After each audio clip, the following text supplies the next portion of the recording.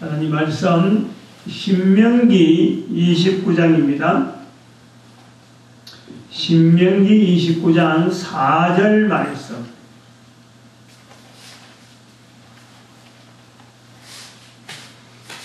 신명기 29장 4절 말씀 다같이 합독합니다. 시작. 그러나 깨닫는 마음과 보는 눈과 듣는 귀는 오늘날까지 여호와께서 너희에게 주지 아니하셨느니라. 아멘. 한번 더 할까요? 그러나 깨닫는 마음과 보는 눈과 듣는 귀는 오늘날까지 여호와께서 너희에게 주지 아니하셨느니라. 아멘. 네, 감사합니다.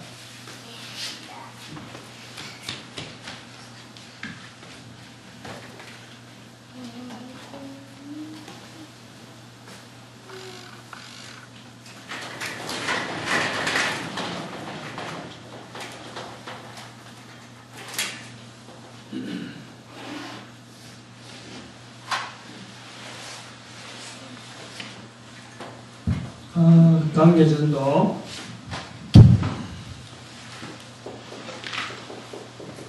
관계전도는 어느 훈련이라 어느 훈련이라 그랬습니다.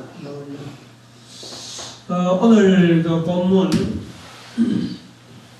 신명기 29장 4절 말씀에 세 가지 어떤 우리 신체에 있는 부분인데 하나님의 말씀이라든지 또 하나님의 어떤 인도하심에 대해서 우리가 갖춰야 될 부분이 뭐냐? 깨닫는 마음, 보는 눈, 듣는 귀. 우리가 다 마음도 우리가 느낍니다. 그리고 우리가 다 눈으로 본다. 또 귀로 듣는다. 어? 왔다 갔다 하네요. 하얀 게 쏙 화면이 싹 그려졌다. 이렇게 나와. 그래도 해나봐요.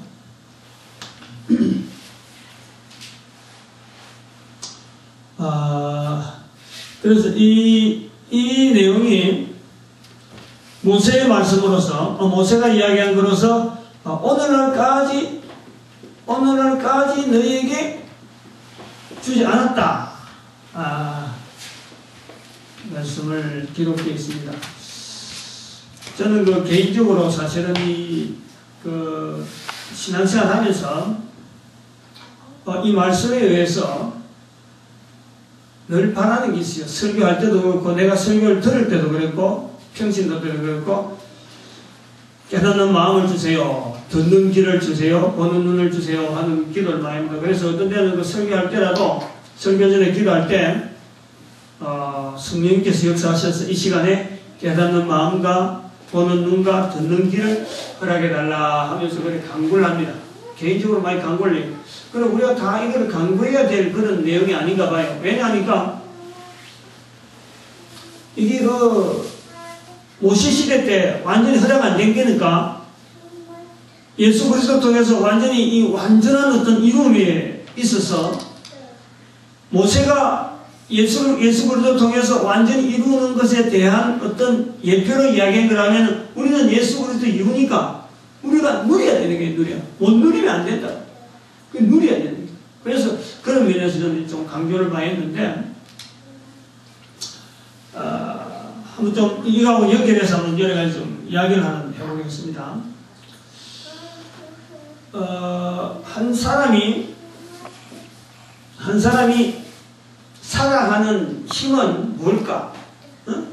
이 미래를 향해서 가는데 미래를 향해서 가고자 하는 힘은 뭘까? 간단하게 이야기하면은 이 사람이 미래에 대한 자기 걷는 걸음에 대한 소망이 없으면은 결코 그 미래에서 한 발짝도 못 갑니다. 당장에 무슨 일이 있을 것에 대해서 내가 확신하는 바가 없다든지 또 그 확신하는 바에 대해서 내가 지금 앞으로 뭘 할 건데 그거에 대해서 내가 얻을 것이 뭐고 내가 나아지는 환경에 대해서 자기가 뭔가 바라는 소망이 있으면은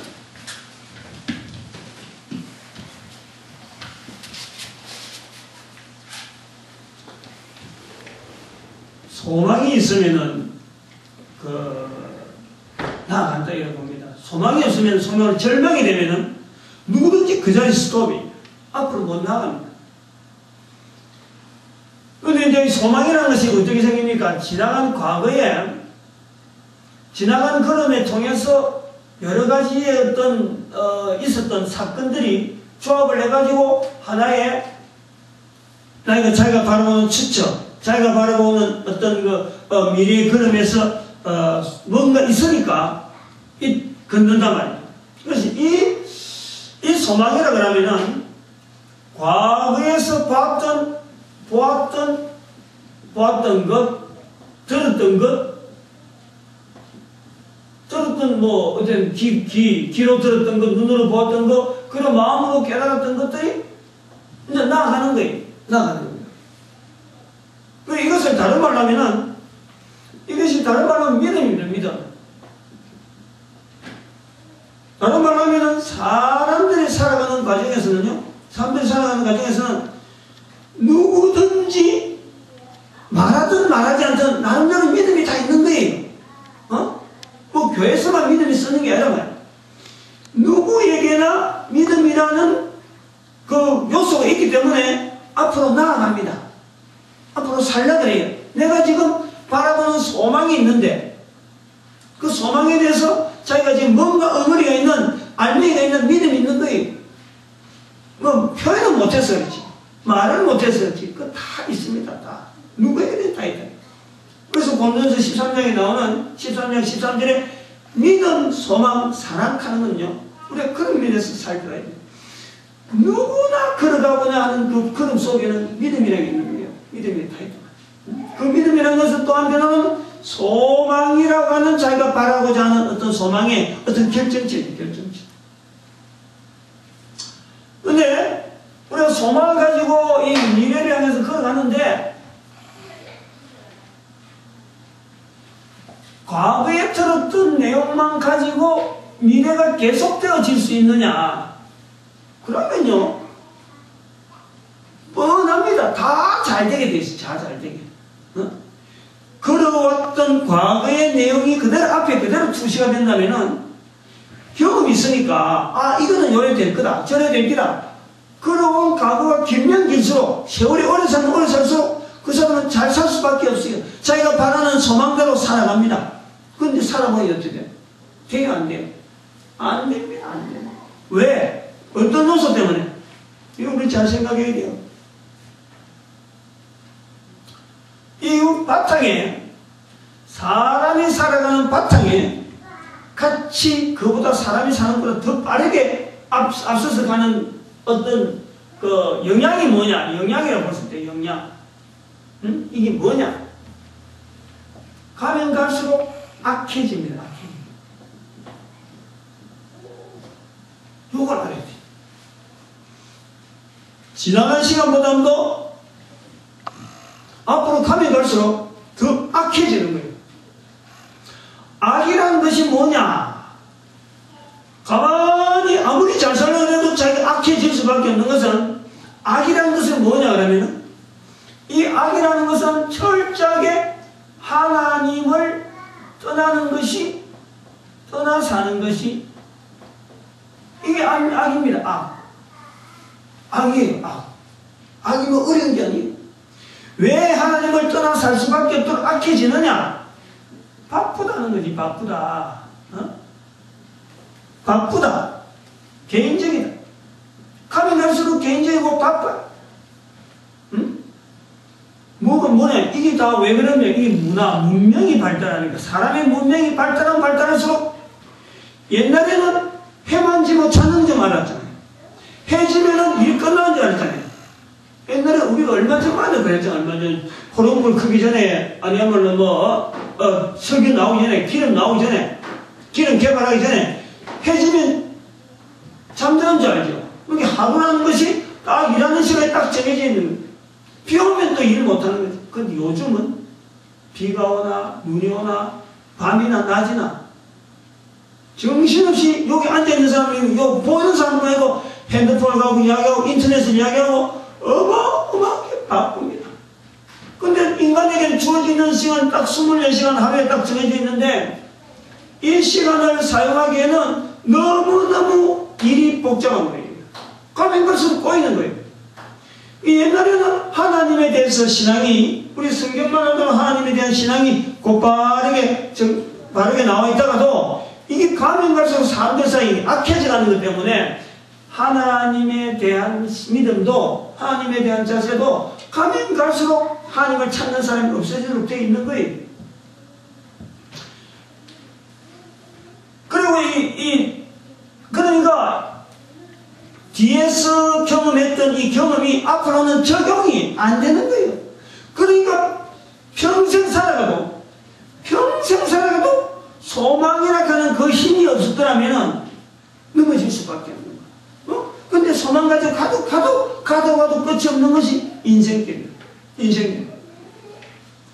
근데 이렇게 되어질 때 이건 일반적인 보편적인 거잖아요. 보편적인 누구에게는 그렇잖아요. 근데 우리 교회에서는 뭐냐? 교회에서는 이 믿음의 길을 잡아줄 수 있는 하나의 표준이 있잖아요. 그 표준이 뭐냐니까 이게 성경 말씀이란 말이에요.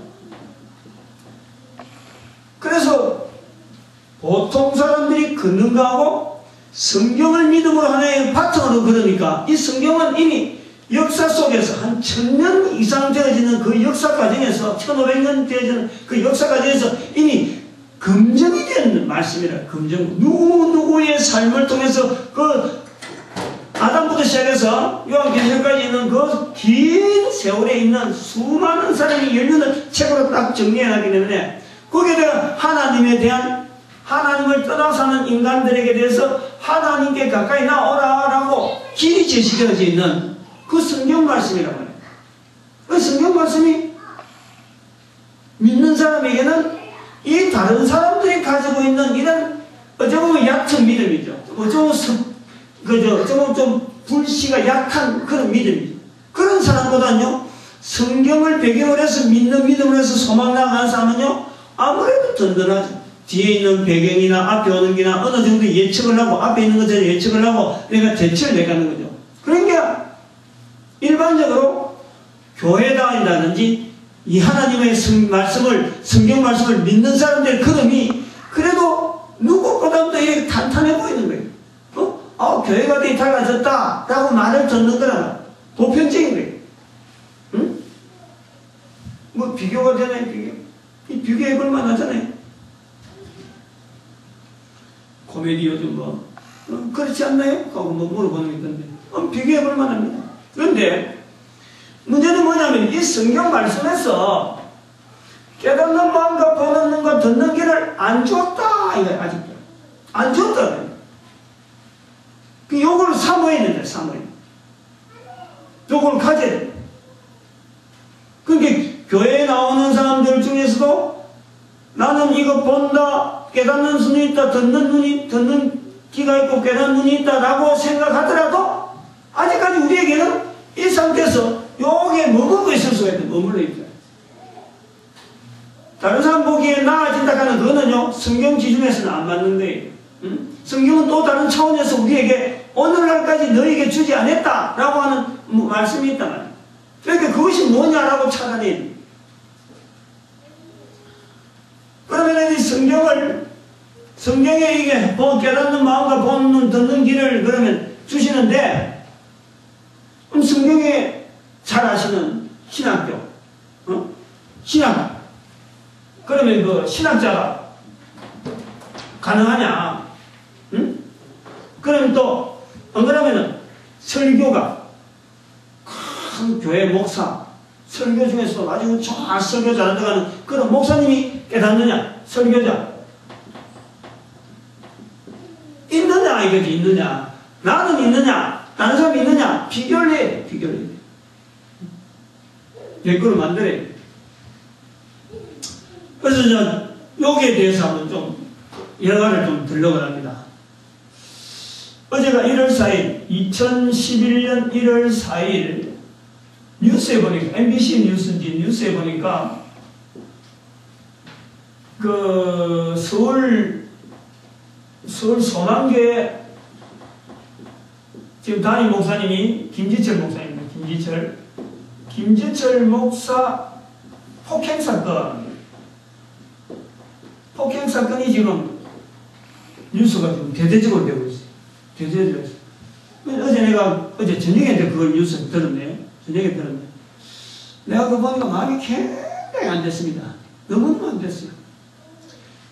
교회가 전도하니까, 전도하는 교회가 되니까, 지금 교회 천재 출세가 전도하는 교회가 되니까, 서울의 소망교회는 대한민국의 대표교회입니다. 대표교회. 사랑의 교회. 옛날엔 영남교회인데, 영남교회가 소망교회로 넘어오고, 그 다음에 사랑의 교회, 그 다음에 그 소망교회, 지금 순복음교회. 뭐, 이거 크게는 그렇죠. 지금은 이제 명성교회. 아주 뭐, 초대형 교회, 초대형. 이런 말을, 그냥 단순한 대형이 아니고, 초대형 교회라, 이래 부릅니다. 보니까 이 폭행사건이 있는데, 어제 두 사람, 최 목사, 전 부목사입니다. 전 부목사, 최 목사, 하나는 또 조 목사. 이분이 여자더라고요, 여자. 이분이 62세인가 그랬고, 이분이 53세인가 그래요. 제가 인터넷에 검색을 해봤습니다. 여기는 현재 부목사고, 여기는 전 부목사직을 했었어요. 그럼 봅니다. 우선 사람을 한번 보는 거예요. 김지철 목사. 2003년도에 서울 소망교회에 들어갔습니다. 2003년도에. 제가 이분 밑에서 공부를 했어요. 장로신학교 다닐 때. 이분이 신학자입니다. 신약학을 전공했어요. 아주 신학교에서요, 김지철 그 교수가 강의가 대단하다 하고 소문나셨어요. 그래서 그 강의 들어갖고 사람들이 막 줄을 많이 쓰는 거예요. 아주 대단했어요. 그 성서연구소도 운영하고 굉장히 이 성경에 대해서 아주 앞서가는 그런 리더작적인 그런 위치가 있어갖고. 그래, 나중에 내가 이제 신학교 공부하고 나오니까 신문에 보니까 소망교회 간다 이러더라고. 그래서 그때 생각이 언뜻 그랬어요. 야, 신학교의 교수가 담임 목회를 할 수 있겠나? 다들 그래 하는 거죠. 저도 그래 생각을 했어요. 하겠나? 이랬어요. 자, 다녀봅시다. 여기도 뭐 마침 소망입니다만은, 하나 신학자 입장에서, 신학자 입장에서 앞길을 내다볼 때에 뭔가 해야 되겠다. 내다보고 간 거예요. 근데 만약에 김지철 목사가 지금 오늘날 같이 폭행사건이 있는 줄 알았더라면, 가겠나요? 신학교 교수가 훨씬 낫죠. 그냥 폭행사건이 없고 그냥 계속 가르치면 하면 되는데, 아무런 변동이 없습니다. 작년에 한 거나 금년에 하는 거나 똑같은 어떤 루틴한 어떤 강의를 가지고 이야기하는 거죠. 몰랐다는 거죠.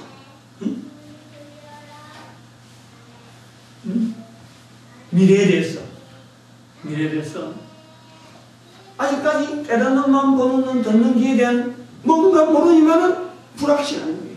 교회에서 이런 일이 생기려갖고는, 자기가 다니는 교회에서 신학을 그래 했는데도 불구하고, 자기가 다니는 교회에서 담임 목사님이 자기에게 폭행당하는 행정을 자기가 하리라고는 생각도 못하는 거예요. 그걸 생각했다면 피하죠. 그러니까 그건 아직도 오늘날까지 주지 않는 어떤 자리에 들어가는 거예요. 그래 봅니다. 그 다음에 설교자라고 하셨어요. 설교자. 서울 소망교회에 전임하시는 분이 곽선희 목사. 곽선희 목사님이 서울 소망교회 있을 적에 소문이 난 게 뭐냐니까, 우리나라에서 제일 설교 잘하는 사람 소문나 있어요. 교회도 워낙 크지만 설교를 제일 잘하는 설교자로 알려져 있어요. 그분의 공부행이 굉장하거든. 우리나라에서 곽선희 목사가 설교자로서 제일 잘한다라고 소문날 정도로 그렇게 되어 있습니다. 그런데 이 곽선희 목사님이 자기 교회에서 고르고 뽑은, 응? 고르고 뽑은 자기 후임자가, 지금 폭행을 당하더라고는 생각해냈어요. 못했네. 그럼 왜 폭행이 났느냐? 보니까, 인터넷에 보니까, 교회가 말이죠. 응? 김진철 목사님도 어쩔 수가 없는 거예요. 곽선희 목사도 어쩔 수가 없는 거예요. 교회가. 이거는 교회가 아니야. 다시 말하면, 구체적으로 말하면 여기 폭행난 사건의 그 어떤 교회 주변 사람들이 그 이야기한 걸 인터넷에 올라왔는데,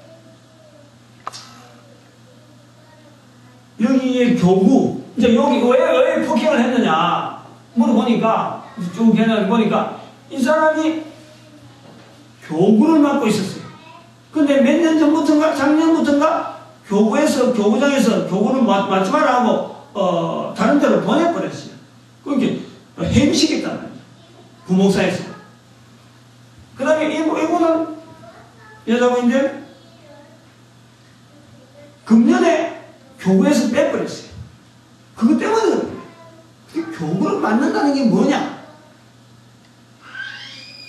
교구를 맡으면 어떤 일이 있느냐 하고 쭉 적어놨는데, 주례하면 서면은 100만에서 150만이 올라온대요. 이게 알려져 있다구나. 주례 목사한테는 어느 교구의 교구장이 주례했다 그러면 그 맡은 사람한테 봉투가 100에서 150만원. 그 다음에 어디 가서 이 신방, 일반 신방, 가정신방이나 이렇게 일반 신방 이래 하면은 그거는 모아서, 그 집에서 만약 신방을 드렸다 그러면 그 가정에서 모아가지고 50만원 교구장한테 주는 거예요. 특별 신방을 했다. 근데 뭐 특별한 어떤 그 행사가 있어갖고 좀 한번 와주시오 해서 만약 신방했다. 최하가 500만원. 500만원에서 고급 차량까지 막 동원한대. 그래서 교구장을 맡으면은 1년에 1억은 그냥 끝에 들어간다. 다시 말하면 이 사람들이 곽선희 목사 밑에서 그동안에 이 일을 숱하게 왔는데, 김진철 목사님 되고부터는 주변에 있는 사람을, 옛날에 곽선희 목사가 있을 때부터 이제 교구장을 했던 사람을 한 사람 자르더래. 그것이 이제 자기한테 느끼는 거예요. 느끼다가 자기가 잘리고, 그 다음에 이번에 이 사람까지 잘리니까 당회실에 들어와가지고 막 김진철 목사를 아주 때려가지고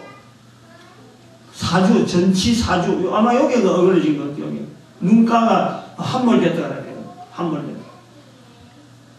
그랬더니 들어보니 참 어설프지만은 그게 무슨 교회면, 응? 다른 데 있는 교회하고는 너무나 비교되어지고, 그리고 그 지역에서 뭐 강남 지역이라고 하죠. 강남 그 지역에서는 그게 일반화되어 있대. 일반화. 교회에서 하는 건 일반화되어 있대. 다른 교회도 다 그래 한대. 그 뭐 사랑의 교회도 있고 뭐 충성교회도 있고 막 합니다만은, 그런 게 교회래 지금 교회. 응? 저는 이번 사건을 보면서 사건 내부에 있기 전에, 이미 오래전에 곽선희 목사가 말을 했다. 말을. 이런 일이 되도록 말을 평소에 했다. 무슨 말을 했냐면, 제가 먼저 설교집을 봤는데 어떤 내용을 해놨냐면 이렇게 해놨어요. 우리 교회는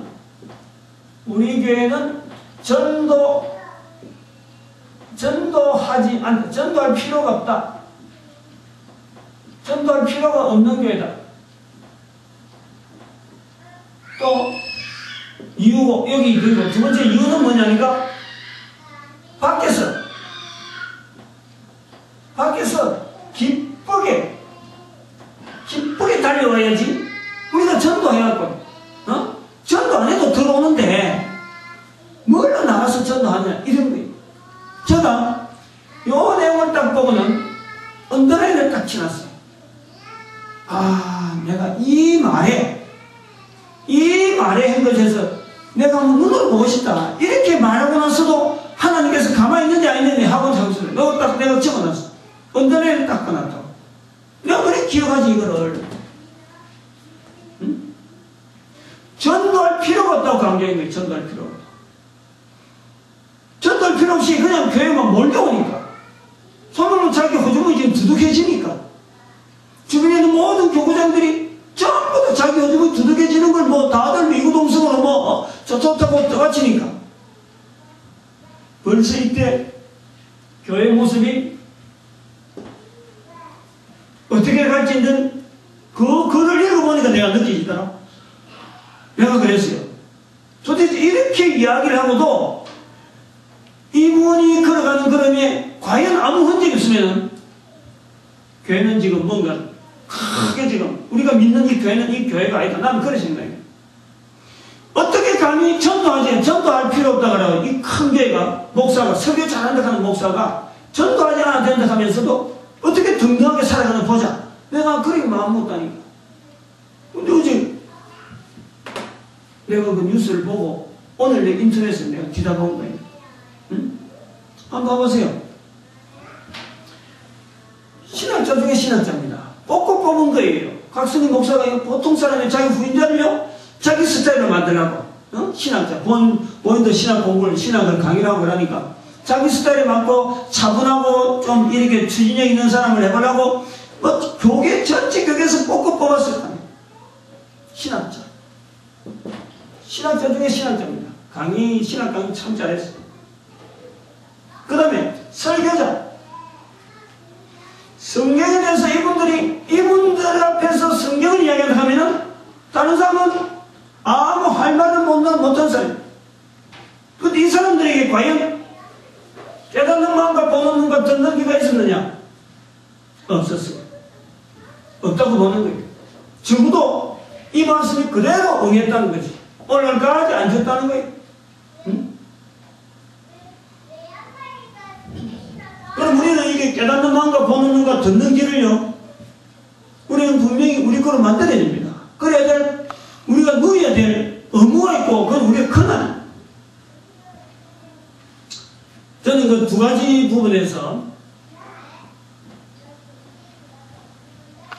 이 말씀, 깨닫는 마음과 보는 눈과 듣는 귀를 누리는 우리가 해야 될 장소가 있다. 해야 될 현장. 하나는 듣는 귀 부분에, 또 하나는 보는 눈.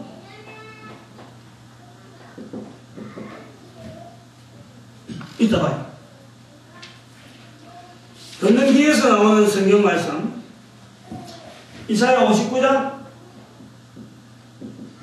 21절 말씀. 여기 말씀이 어떻게 되어 있냐니까, 여호와께서도 가라사대 내가 그들과 세운 나의 언약이 이러하니 곧 내 위에 있는 나의 신과 내 입에 둔 나의 말이 이제부터 영영토록 내 입에서와 내 후손의 입에서와 내 후손의 후손의 입에서 떠나지 아니하리라. 내 입에 둔 말이는, 내 입에 둔 말,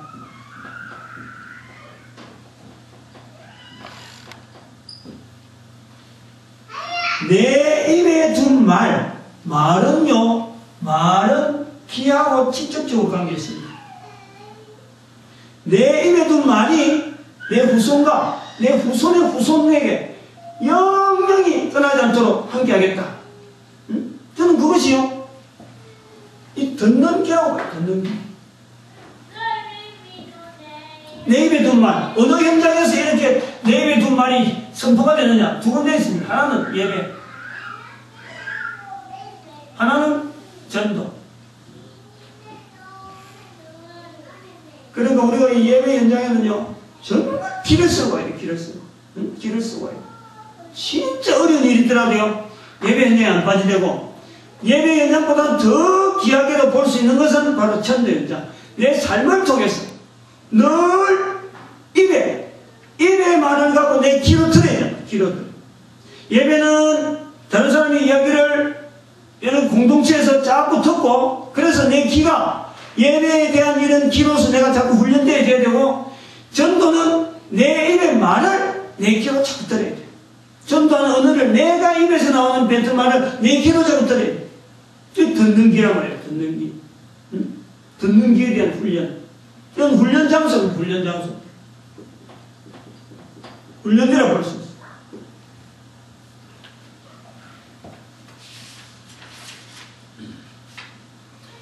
보는 눈은 뭐냐, 보는 눈은.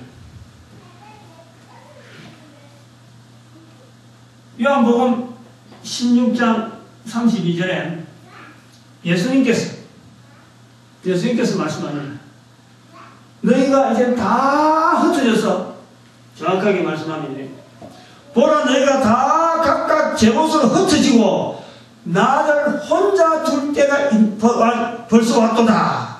그러나 내가 혼자 있는 것이 아니라 내가 아버지께서 나와 함께 계시느니라. 요한복음 16장 32절의 말씀은 혼자라도 홀로라도 지키는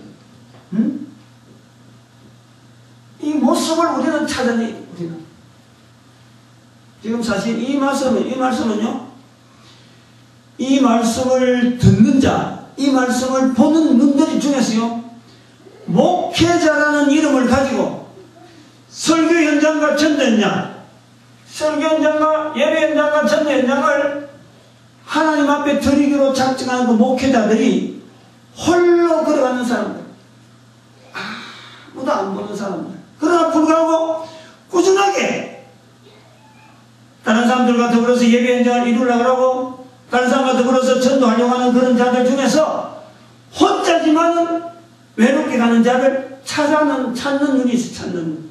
그런 사람들 주변에서 찾아봐야 됩니다. 우리 성도들이 이 일을 보는 눈과 듣는 길을요 우리는 익혀 훈련해. 이런 자세로 와서 훈련하지 않고 니도 없이 내도 없이 막 모이는 그런 데는요 분명히 예수님의 모습이 아니에요. 그건 예수님은 다 떠나가더라도 이 땅에 오신 예수님이 하실 일 요한복음 1장 11절에 보니까 자기 백성이 오매 자기 백성들이 버린다. 그러나 영접하는 자, 곧 그 이름을 믿는 자들에게는 하나님의 자녀되는 근세를 줍니다. 예수 그리스도께서 버림받고 배척당한 그 현장에요. 그걸 바라볼 수 있어요. 저 모습은 예수님 모습이다. 저 모습은 홀로 있는 예수님 모습, 아무도 찾아지 않는 예수님 모습이다 라고 하는 그런 눈을 보는 훈련이요 우리에게 필요한 거예요. 응? 성경 말씀은 그걸 바라고 있어요.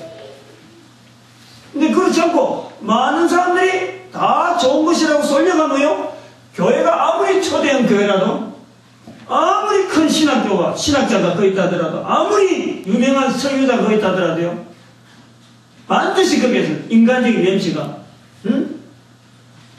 이 악해져가는 속에 그냥 굴러 빠져. 교회라도 어쩔 수 없는 거예요.